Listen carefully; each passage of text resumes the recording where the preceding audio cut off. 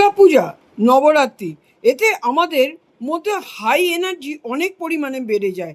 তাই এই নবরাত্রিতে 9 দিন আমরা প্রদীপ জ্বালাবো। প্রদীপ জ্বালালে আমাদের ঘরের সমস্ত কিছু সুখ, শান্তি, সমৃদ্ধি সমস্ত কিছু বাড়ে।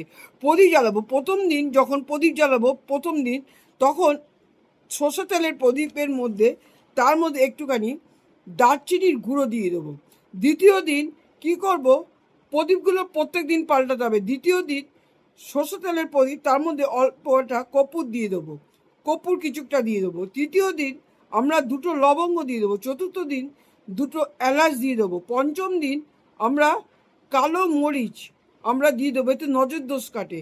যাদের ঘরে যদি কোনো নজর হয়ে থাকে, সেই সময় উল্টো দিকে ঘুরিয়ে ওই মানে একটা মরিচ আপনার ওর মধ্যে, গোলমরিচ ওর মধ্যে প্রদীপের মধ্যে দিয়ে দেবেন।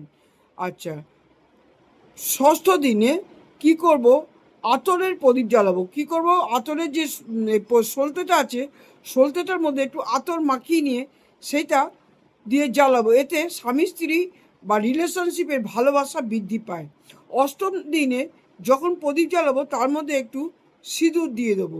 আর নবম দিনে প্রদীপের মধ্যে 2টো লবঙ্গ দিব।